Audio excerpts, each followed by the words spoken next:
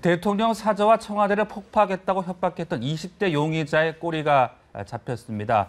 그런데 잡고 보니 정의와 국회의장실에 근무했던 보좌관의 아들인 것으로 확인됐는데요. 네, 이 정신질환을 알았다고는 하지만 현재 국회의장 보좌관의 아들이 여행지에서 왜 이 같은 범행을 저질렀는지는 의문을 자아내고 있는데요. 또 이 밖에도 최근 잇따르고 있는 부부 간의 살해까지 오늘 브런치 이슈에서 짚어보도록 하겠습니다.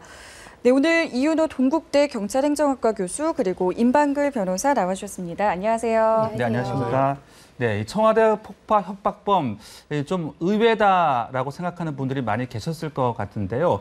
경찰 수사가 어떻게 진행이 됐고 지금 상황은 어떻습니까? 이 사건 우리에게 두 가지 놀라움을 전해주었죠. 하나는 청와대를 폭파하겠다 또는 권력을 실세를 살해하겠다는 그런 사건 자체이고요. 또 하나는 그는 협박을 주던 피의자가 용의자가 네. 우리 국가 어전서열 2위인 국회의장의 현직 보좌관의 아들이라는 점에서 세상을 한 번 더 놀라게 한 사건이죠. 실제로 지난해 13일 12월 13일 프랑스 출국한 강모 군이라는 20대 청년이 17일부터 몇 차례에 걸쳐 청와대를 폭파하겠다, 김기춘 비서실장의 자택을 폭파하겠다, 대통령의 사저를 폭파하겠다 등등의 몇 번에 걸친 건 협박을 전화를 하고 트위터 계정에 올리고 페이스북에 글을 옮긴 그런 사건이라고 말씀드릴 수 있겠죠. 네. 아마 이 시청자만큼이나 이 정의와 국회의장실 또한 어제 이 소식을 듣고 참 많이 놀랐을 것 같아요. 네, 맞습니다. 지금 그 문제의 용의자, 폭파하겠다고 하는 용의자의 아버지가 이 정의와 국회의장의 보좌관이었기 때문에 그런데요. 네. 이분이 이제 강모 씨인데 보좌관 4급입니다. 작년 6월부터 그 정의와 국회의장을 보좌하고 있었는데요. 우선 이 강 보좌관과 이 정의와 국회의장은 이제 같은 부산대 출신이라고 해요. 그래서 부산대 동문회 사무국장으로도 활동을 했고, 어쨌든 이 정 의장이 국회 부의장을 지낼 때도 이 4개월간은 보좌관으로 근무했다고 하는데요. 우선 본인의 아들이 이제 그 폭파범의 폭파 협박의 용의자가 본인의 아들임이 밝혀지자 25일 날 이제 사표를 냈고요. 지금은 이제 아들을 데리러 파리에 가 있는 상황입니다. 네, 그 강 전 보좌관이 아들의 진단서를 또 냈다고 하는데 이 진단서를 보면은 부적응 또 우울증의 증세가 있었다고 합니다. 그리고 군도 현역으로 입대를 했다가 공익 요원으로 복무를 마쳤다고 하는데요. 이런 정신적인 질환이 이번 사건에 영향을 미쳤다라고 봐야 될까요? 아마 가장 일차적인 원인이 그런 적응 문제이지 않을까 싶어요. 심리학자들이 행동 문제를 보이는 일부 사람들에 대해서 적응 장애라든가 불안 장애라든가 또는 아마 강박 장애도 있는 것 같아요. 강박 장애라든가 망상 장애 같은 이런 여러 가지 심리적 정신적 장애를 앓고 있는 것이 일차적인 원인인 것 같고요. 그로 인해서 이 강군이 우리가 말하는 전형적인 건 언둔형 외톨이 생활을 해왔고요. 네. 그런 과정에서 이제 자기 아버지의 직업과 관련된 그런 정치적 얘기를 듣게 되고 또 권력 관계에 대해서도 알게 되고 이러면서 자신의 어떤 처지와 비견해서 우리나라의 가장 권력 기관 청와대, 상징적인 의미를 갖고 있는 청와대와 그 권력 실세인 비서실장을 표적으로 하는 그런 협박을 하지 않았나 싶습니다. 실제로 이분이 그 경력을 보면 군에서도 적응 못해서 문제 사병 교원에서 단기 전역을 하게 되었고 직장 생활도 사회생활을 하지 못하는 언제적 외톨이 생활을 하고 있는 점이 정신질환이나 심적 질환이 이 문제와 깊은 관련이 있다는 것을 보여주고 있는 것 같습니다. 그래서일까요? 이번에 프랑스를 가게 된 것도 일단은 부모는 갈 때는 전혀 알지 못했고 여행 경비가 떨어지고 나니까 이제 연락이 닿았다고 하는데요. 그만큼 이제 부모와도 어떤 부적응 관계가 좀 적용이 됐다고 좀 보시나요? 네, 앞서서 교수님 말씀하신 것처럼 보통 이제 우울증과 어떤 적응 장애가 있었기 때문에 가족과의 관계도 원활하지 못한 것 같습니다. 네. 우리가 보통 프랑스 파리라고 하면은 굉장히 먼 곳인데 그런 곳을 여행을 갈 때는 가족에게 당연히 1순위로 알리게 마련이죠. 그런데 이제 지난달 13일에 출국을 하면서 가족들은 어디를 간지 전혀 알 수가 없었다고 해요. 그래서 그 강 보좌관 같은 경우에는 경찰에 실종 신고까지 했다가 올해 이제 초순 중순이 되어서야 이제 아들이 여행 경비가 떨어지니까 파리에 있는 그 그 우리나라 공관을 통해서 이제 그 여행 경비를 요청을 했거든요. 그래서 그제서야 아들이 이제 프랑스에 있는 사실을 알게 됐다고 하니까 가족에게 자기가 그런 먼 곳을 가는 것까지 알리지 않았다는 걸로 봐서는 아무래도 그런 심리적인 원인으로 인해서 가족과도 좀 원활하지 못했다라고 봐야겠죠. 네, 그 아까 잠깐 말씀하셨듯이 그 청와대 또 대통령 사저 등을 고른 것은 뭔가 좀 뭐 과실하고 싶은 그런 뭐 욕구 그런 심리 상태였다고 봐야 될까요? 그렇죠. 어떻습니까? 아까 제가 잠깐 말씀드린 예. 게 그 망상 중에는 두 가지가 크게 있는데 하나는 피해 망상이고 하나는 과대 망상인데 피해 망상은 예전에 왜 MBC 뉴스데스크 생방송 중에 난입을 해서 뇌기에 도징기에 꽂혔다는 그런 친구가 전형적인 사례라고 본다면 이 친구 과대 망상 같은 경우는 그 자신을 어떤 과대평가하는 그런 망상에서 이런저런 사회 부정적 문제를 일으킬 수 있는 소지가 있는 사람이거든요. 그래서 청와대라는 그런 상징적 권력기관을 대상으로 내가 싸움을 할 수 있다는 그런 면에서 아마 표적을 삼았지 않나라고 볼 수 있겠죠. 네. 저도 그 예. 과대망상에 조금 더 하나 보태서 설명을 해드리자면은 네.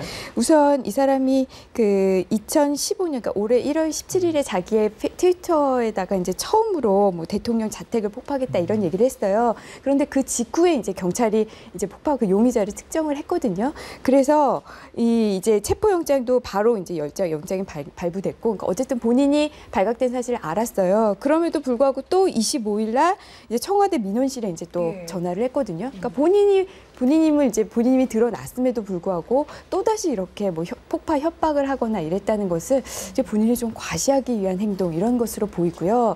또 하나 이제 뭐 그 정신적인 병력이나 이런 것 때문에 네. 이제 군대에서도 이제 공익 판정을 받았고요. 또 이 아버지가 제출한 그 의사의 진료 증명서도 보면은 굉장히 이제 관계 부적응 불안 이런 것들이 모두 나와 있어요. 그럼 결론적으로 이제 이 사람이 한국에 들어왔을 때 이제 처벌을 받게 된다면 분명히 이제 심신미약이 좀 다뤄질 것 같기는 해요. 이제 이 사람이 어떤 사물을 변별한 능력이나 의사를 결정한 능력이 좀 부족했다. 이렇게 만약에 판정이 된다면 의사에 의해서 판정이 된다면 그러면 이제 형은 좀 감경이 되겠죠.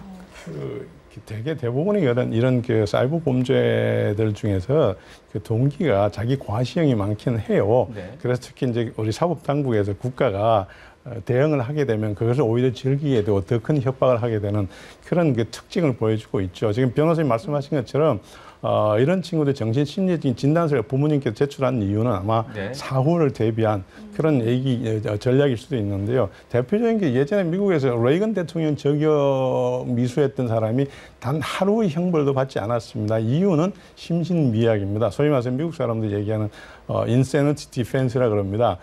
정신이 제정신이 아니라서 자신의 행동에 이성적, 합리적 판단을 할 수 없고 따라서 자신의 행동에 책임을 물을 수 없다는 그런 얘기거든요. 그래서 우리나라는 그런 변론 제도는 없습니다만 아직까지 그러나 아마 참작이 되리라고 봅니다. 네, 알겠습니다.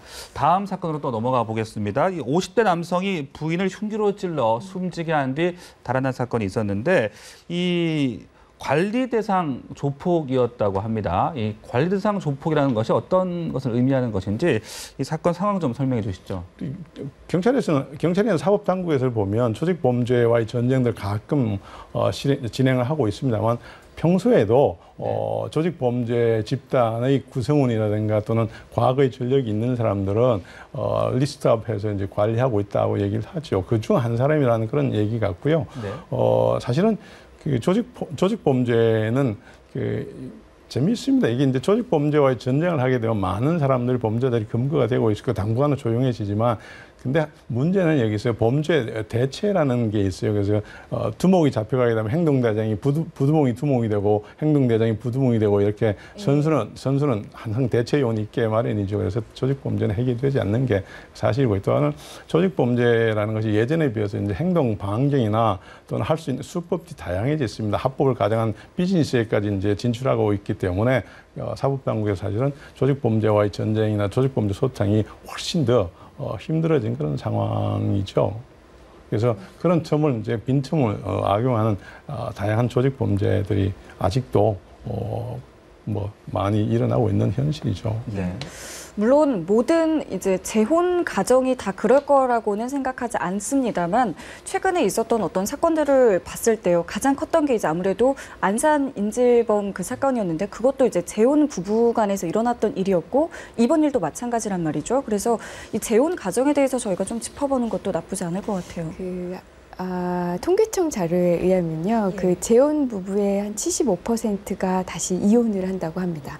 이제 그 이유는 아무래도 뭐 그 좀 다른 갈등 사항들이 많을 거예요. 예를 들면 전 배우자 문제라든지 아니면 자녀들 문제, 어떤 이런 문제들이 있을 텐데요. 네. 하지만 저는 그래도 이번 사건을 어떤 재혼 가정에 딱 국한돼서 얘기하고 싶지는 않고요. 그냥 이거는 개인적으로 좀 폭력성이 있는 사람들에 의해서 발생한 끔찍한 사고라고 생각합니다. 김상훈 사고도 마찬가지고요. 그래서 우리가 모든 재혼 가정을 그렇게 문제 있게 볼 필요는 없을 것 같고요. 다만 여기서 하나 꼭 짚고 가고 싶은 거는 배우자의 폭력이 하나 시작되면요. 처음에 그거를 제대로 대처하지 못하면 계속 그 폭력의 강도가 강해지는 그 경향이 있습니다. 그래서 이번 사건은 뭐 어쨌든 그 최고의 그 마지막 그 어떤 끔찍한 살인 사건만 우리한테 지금 알려졌지만은 네. 지금 각자 가정에서 어떤 폭력 사태가 일어나고 있으면은 반드시 이거를 다음엔 괜찮아지겠지 하면서 넘길 문제가 아니라 반드시 초반에 적절히 대응을 강력하게 하셔야 된다라는 말씀을 꼭 드리고 싶습니다. 네, 이 부부간 혹은 또 뭐 애인 간에 이렇게 뭐 폭행, 협박, 살인 등의 사건이 종종 발생을 하는데 좀 상습적인 폭행이나 협박, 뭐 위협을 당했을 때 경찰에 어떤 도움을 요청할 수 있는 방법은 없습니까? 어떻습니까? 이게 우리 뭐 살인과 같은 것을 우리 전형적인 관계의 범죄라 그럽니다. 두 사람이 관계하에서 일어날 수 있는 범죄 중에 하나가 이런 것들이고 네. 그 대표적인 가정 폭력입니다.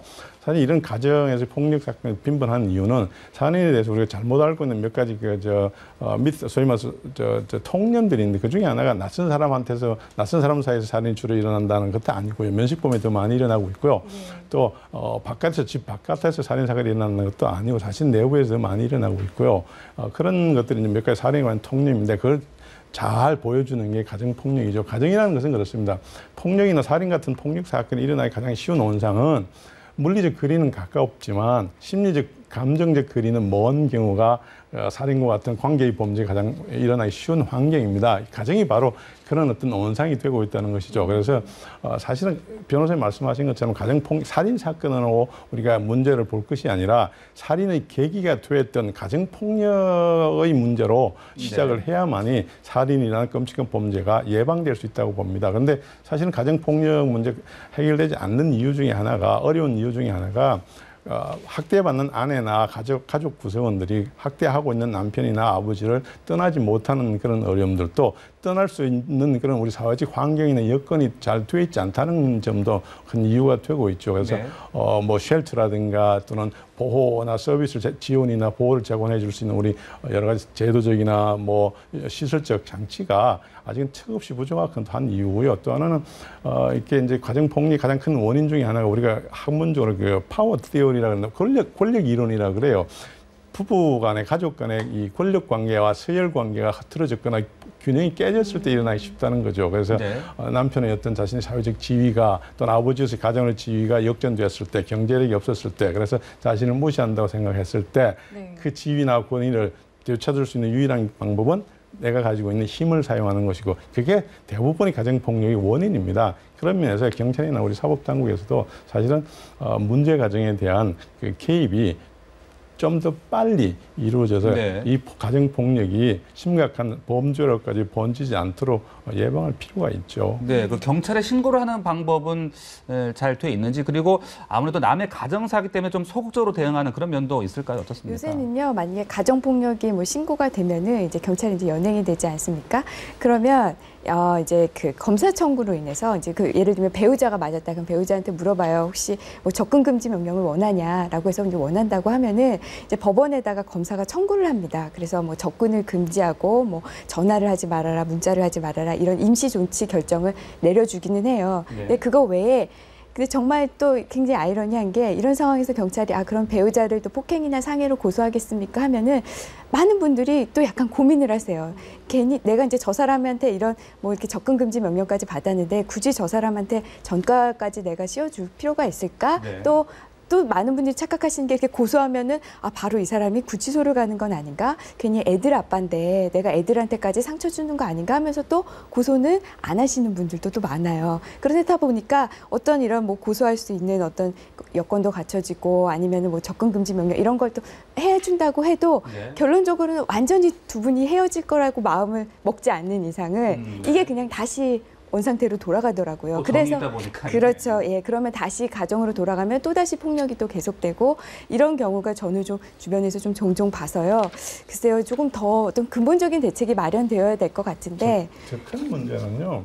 신고를 하지 못하거나 안 하게 되는 경우가 네. 신고해와야 지금 변호사님 말씀처럼 기껏 접근 금지 명령을 받아내는데 그 명령을 지키고 안 지키고는 우리 누구도 제대로 관리할 수가 없습니다. 일주일로 인해 접근 금지 명령을 받더라도 경찰에서 그 인력 전혀 관리할 수가 없어요. 그래서 지켜지지가 않는 접근 금지 명령이고요. 네. 그런데 신고받고 금지 명령을 받은 남편은 오히려 더 화를 내죠. 그래서 보복 범죄로 추가적인 보복 가정 폭력을 더 시도할 우려도 있고 해서 매 맞는 아내들이 전화하기가 쉽지 않습니다. 이 가정 내 일이다 보니까 더 관리한다라는 것이 어려울 것 같네요. 예. 우리 가정폭력 경찰 사건 중에 가장 경찰이 개입하기 꺼려하고 어렵고 위험한 사건의 하나라고들 얘기하고 있습니다. 그래서. 네. 일단 이번 사건 이야기로 조금 다시 돌아가 볼게요. 우선 경찰에서는 이 남편이 현재 지방으로 도주를 했다라고 보고 있는데요. 도주를 한 것에 대해서 어쨌든 검거를 해야 되는데 검거 가능성은 좀 어떻게 보세요? 쉽지 않을 겁니다. 실제로 지금까지 통계를 보면 강력 사건 중에서 그 해결된 사건, 소위 말해 범인이 검거된 사건의 대부분은 사건 발생 24시간 또는 최소한 48시간 이내에 범인이 검거되거나 또는 신원이 확인된 사건들이에요. 시간이 길어질수록 범죄 발생의 시간과 장소에서 멀어질수록 사건 해결은 힘들어지는데 특히 이 경우는 조직 범죄 집단의 어떤 구성원이라는 얘기를 하고 있습니다. 따라서 온갖 과거의 경험들을 비추어 볼 때 변장이라든가 도주 경로라든가 도주의 방법이라든가 이런 걸 잘 알고 있을 것이고 또 경찰이라든가 사법당국과의 접촉 경험이 있어서 그런 노하우도 상당히 갖췄을 것이고 또 조직 구성원들의 어떤 도움도 지역마다 상당히 많이 받기가 쉽고 해서 경찰이 추적하거나 검거하는데 여타 일반적인 범죄자보다 훨씬 더 힘들지 않을까 하는 생각을 합니다. 네. 또 하나의 사건이 있는데 이 세무 공무원이 성매매 업소에서 알게 된 여성에게 이 돈을 빌려주고요. 이 돈을 빌려주었다는 이유로 성노예각서를 작성하게 하고 성관계를 강요를 했다라고 하던데 어떻게 된 사건입니까? 글쎄요, 이 사건은 참 놀라운 건데요.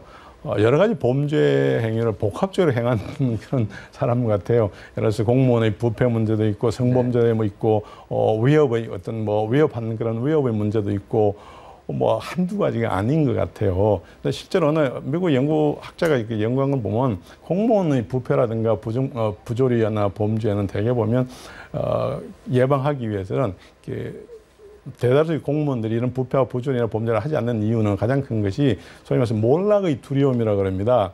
Fear of falling이라고 모든 지위라든가 자리라든가 권력으로부터 떨어지는 추락하는 그런 두려움 때문에 부패나 부정이나 범죄를 하지 않는다 그러는데 우리나라는 비교적 그런데 좀 약한 것 같아요. 그런 그 두려움이 정도가. 네. 그래서 공무원도 쉽게 좀 더 일탈하기 그런 위험이 더 있지 않나 싶은데 이번도 사실은 이거는 뭐 예전에 우리 성범죄 그러면 포주가 가장 원인이었습니다. 사실은 이 사람은 포주보다 더 나쁜 사람이라고 우리가 얘기를 해야 되겠죠. 성범죄는 사실은 두 가지 측면에서 우리가 접근을 할 수 있습니다. 하나는 수요의 차단이고 또 다른 하나는 공급의 차단인데 지금은 양쪽 다를 우리가 노려왔습니다만 더 긴급한 문제는 이런 수요의 차단이 더 절실한 것이 아마 성범죄니까 찾는 사람이 없다면 성매매도 없어지지 않을까 하는 보는 거죠. 그런 것들을 단속하고 관리해야 될 공무원이 스스로가 고객이지다 못해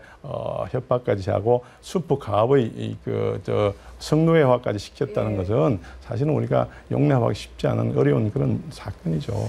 이 차용증 내용을 좀 보니까요.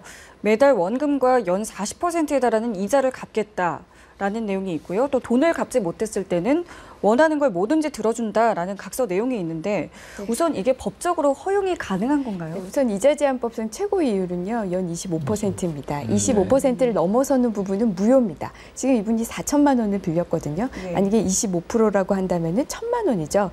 1년에 1,000만 원 이상의 이자는 줄 필요가 없습니다. 근데 지금 40%를 약정했어요. 그럼 1,600만 원이잖아요. 이 여성은 1,000만 원만 주면 되지 1,600만 원을 줄 필요가 없어요. 만약에 나는 그게 무효인지도 모르고 1,600만 원을 다 줬다. 그 600만 원을 더 준 모양새가 됐잖아요. 이 600만 원은 원금을 갚는 데 쓰입니다. 그러니까 이렇게 되니까요. 그러니까 그거 초과하는 부분은 어쨌든 무효고 25%를 초과하는 건 무효고요. 또 보니까 조건을 만약에 이 약속을 못 지킬 경우에는 내가 원하는 걸 다 들어준다. 이런 약정이 있어요. 우리가 벌써 딱 들어봐도 말이 안 될 것 같죠. 이런 거는 어떤 반사회 질서에 해당하는 어떤 법률행위라고 봤어요. 이런 것도 전혀 무효입니다. 오히려 그런 거를 미끼로 너 이렇게 얘기하지 않았느냐. 그러니까 나랑 뭐 성관계를 해야 된다. 이런 식으로 이 여성을 만약에 협박했다면 오히려 강요죄에 해당돼서 이런 것은 오히려 형사처벌 대상감이죠. 이 사람이 더 나쁜 것은, 더 악질적이라고 생각하는 것은요.